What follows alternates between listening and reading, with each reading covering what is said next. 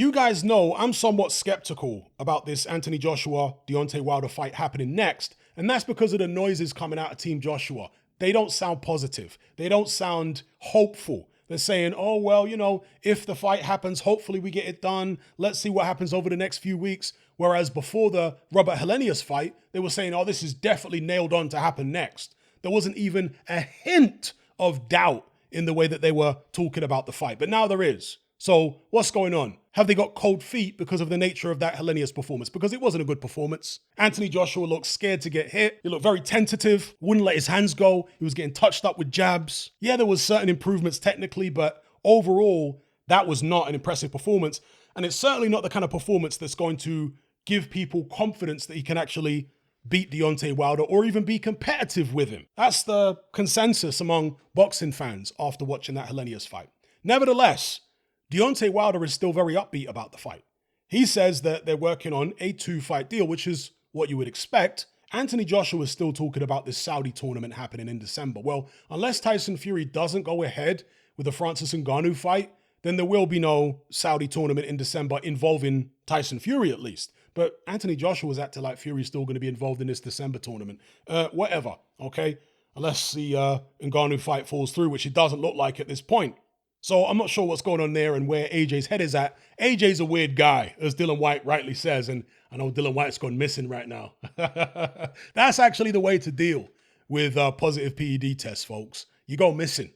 Because the minute you start talking, you're just going to dig yourself a bigger hole. So go missing and let your lawyers and your people do your talking for you. Anyway, let me not get sidetracked. Deontay Wilder said, everybody knows about the Joshua situation. That is serious. That is real. And that is what's up next. We're looking forward to it, and I'll be getting in camp real soon for that. I'll be promoting that within the next few months or so, and I'll finally get that showdown on once and for all.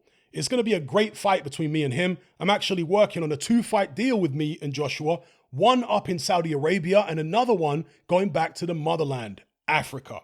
Okay? Those are the words of Deontay Wilder. So nothing but positive noises coming from the Wilder camp, unlike the Joshua camp who are making some negative noises. So let's hope the positive wins out here and the fight actually does happen. Now, I've said in the past that, yeah, AJ probably needs a few fights before going into the Wilder fight, but you can't promise the boxing public that you're going to fight Deontay Wilder next and then pull out and do a complete 180. No, you can't do that. You got to follow through with what was promised to the public, or you're rightly going to receive criticism from people like me and many others. So let's hope the fight happens next as we were promised. And with regards to the fight happening in Africa, well, there's been so much talk over the years about taking big boxing matches back to Africa. There hasn't really been a real big fight in Africa since, Lennox Lewis, Hasim Rahman? And that was fairly big. It's not like it was a super fight or anything, but Lennox Lewis was the reigning undisputed, or was he only unified at the time? Because he got stripped after he became undisputed against Holyfield in the rematch for not fighting. I think it was Chris Bird or John Ruiz, I forget who. But yeah, he fought Hasim Rahman the first time in South Africa. South Africa is the kind of country which probably could host another big boxing event involving an Anthony Joshua, Deontay Wilder, and so on. The other African countries, such as Nigeria, for example, Anthony Joshua's ancestral homeland. Deontay Wilder, I think, claims ancestry back to Nigeria. Obviously, his forefathers were enslaved in America and whatnot, but maybe he's done some genealogy or whatever and traced his people back to Nigeria. I'm not sure. But Nigeria, I got a lot of Nigerian friends. I've never been to Nigeria, but, I know quite a bit about the country from friends of mine who I've spoken to extensively about Nigeria over the years. And, without being too disparaging about the place, because look, all my Nigerian friends who are actually born and raised in Nigeria, very few of them have got anything good to say about the place. I'll just be honest with you, which always surprised me, right? Because people from other parts of Africa, other parts of the world that I know, when I speak to them about their homeland, they, say loads of positive stuff. Yeah, they'll mention negative things as well, but they'll mention loads of positive things. But when it comes to the Nigerians I know who are born and raised there, they never say a good word about the place. I'm just telling you. Several of my Nigerian friends have vowed never to go back to Nigeria. All right? Now, I've also known British-born Nigerians, many of them, who constantly praise Nigeria, love Nigeria, can't speak highly enough about Nigeria. Yeah, but they're the ones who were born and raised in Britain. The ones who were born and raised in Nigeria, they tell a very different story. So, make it out what you will. Shout out to the Nigerians watching. And where I'm going with this is, because of the kind of country Nigeria is, and you know what I'm talking about, 419. Is that what they call 419? You know what I'm talking about. Because of the kind of country Nigeria is and the complexity of the political situation in Nigeria, how easy is it for an international promoter, maybe, the Saudis or whether it's Hearn, whoever, to actually go into Nigeria and say, okay, I want to put on a big event here? How many people do they have to pay? Because when you're a multi-million or multi-billion dollar company or whatever, and you go to Nigeria and you say, yo, we want to put on an event here, we'll be promoting it. Surely there are going to be people in Nigeria who say, oh, we want a cut. And we want a serious cut. It's not going to be a matter of just landing and hiring out a stadium and then doing the fight. Oh, no. I sound like the train man in the third Matrix film. You don't understand. I made this place. Is that what he says? I created this place, or I made this place.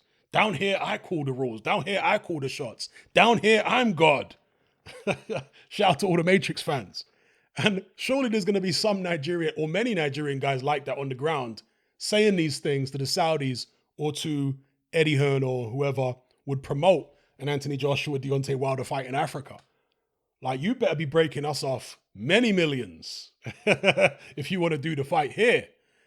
And I think, or I suspect, that's why no huge fight has happened yet in Nigeria or, many similar countries in Africa because of things like that. People running up and wanting a massive cut or wanting to promote it themselves. Do you know what I mean? That type of stuff. And I know many international artists and all these type of people have done shows in Nigeria and all over Africa and have gone very well. But I don't know how that works out. Are they, using Nigerian promoters or African promoters, or are they coming with their own promoter? You see what I'm saying? If you want to use a Nigerian promoter, I'm sure the fight can happen like that, in terms of him getting the promoter's cut and all that kind of thing. But if you're just trying to turn up as a foreign promoter and just hire out a stadium and do an event, I don't know how that would work out. So if it goes to Africa, I would imagine probably South Africa. And that's not to say that what I just described might not also be an issue in South Africa, but there's at least precedent in South Africa. They've done big fights there before. So that's my take on Deontay Wilder saying that there's this 2-fight deal they're working on, AJ in Saudi Arabia and then AJ in Africa. I'd like to see it. I like to see boxing go around the world. Seeing it in Saudi Arabia was a novel thing, an interesting thing, and good thing. Seeing it in the Philippines, I wasn't alive back then, but when Muhammad Ali had the Thriller in Manila with Joe Frazier, right, in the Philippines, that really inspired a lot of Filipino kids to get into boxing, including Manny Pacquiao. And so, yeah, why not take it back to Africa, the motherland for black people? Yeah, I'd love to see it. I haven't done it since Lewis Rockman won. And of course, the most famous one was the Rumble in the Jungle between Muhammad Ali and George Foreman back in, 74? Somewhere around that. So anyway, let me know what you guys think in the comment section below. I'll leave it there. Are you sick and tired of the mainstream mindset? Does the dogmatic conformity and pathological ignorance have you tearing your hair out in frustration? Then don't be alone. Come and join our brotherhood on Patreon. We stand as a beacon of reason against an army of insanity. You'll gain access to my weekly topical podcast where we take more deep dives than Jacques Cousteau on an endless variety of subjects. There's also videos, interviews, live Q&As, as well as a vast back catalog of previous episodes, including my popular Confessions of a Nightclub Bouncer series. You can listen via the Patreon app or download in high-quality MP3. Connect with myself and hundreds of other members in our Element chat group. There's no contract, no commitment. You can cancel at any time, and it's cheaper than a Mickey D's McMuffin. Just head to my Patreon page via the link below this video and select the tier called the Brotherhood of Reason. I'll see you over there.